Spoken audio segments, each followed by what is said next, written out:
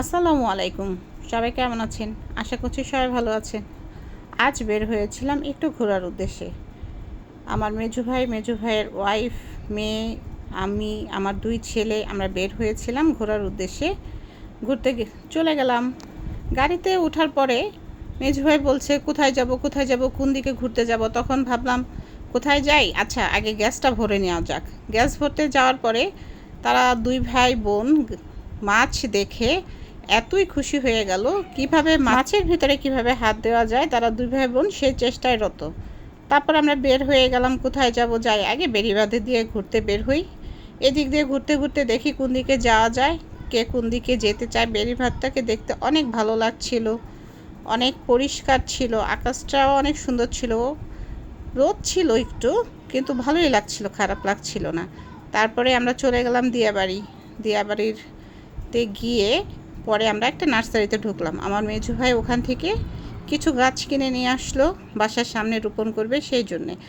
আর আমার 3 ক্যাচরা, ওরা তো 3 জনে 3 দিকে দৌড়াদৌড়ি শুরু, ওদের তো ধরেও রাখা যায় না, কে কোন দিকে ছোটাছুটি শুরু করে দিল যে বলার বাহিরে। আমার পিচ্চিটা তো কথাই নাই, গিয়ে এটা ধরে টান দেয়, ওটা ধরে টান দেয়, টানাটানির মধ্যেই আছে। বারবার শুধু ওকে ধরা হচ্ছে আর ও একটার পর একটা কাজ করেই যাচ্ছে। এদিকে আমার ভাইয়ের মেয়ের কি হলো, হাতের মধ্যে কাঁটা লেগে গেল।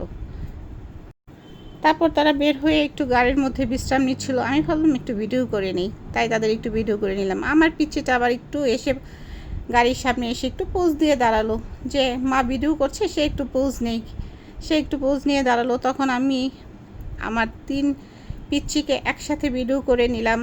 মিস করছিলাম ছোট ভাইয়ের ছেলে, বড় ভাইয়ের মেয়েকে, কিন্তু কিছু করার নাই, ওরা আমাদের সাথে তখন ছিল না, শুধু আমরাই ছিলাম, আমরাই ঘুরতে বের হয়েছিলাম। তারপরে আমার পিচ্চিটা কি খাচ্ছে, আইসক্রিম। কিভাবে খাবে? আমি বললাম আইসক্রিমটাকে আস্তে আস্তে নিচে থেকে যাতা দাও, উপর দিকে উঠে যাবে।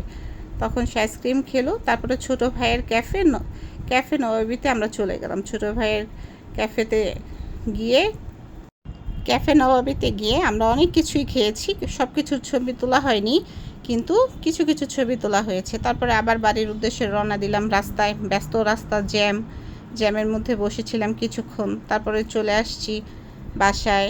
এসে আসলে কিছু করার নাই, বাসায় তো ফিরতেই হবে, যেই গরম। তারপর বাসায় ফেরার পরে আমাদের এলাকার এইখানে স্ট্রিট ফুড, এখানে গিয়ে আমরা স্ট্রিট ফুড বার্গারটা অসাধারণ ছিল, অনেক ভালো লেগেছে।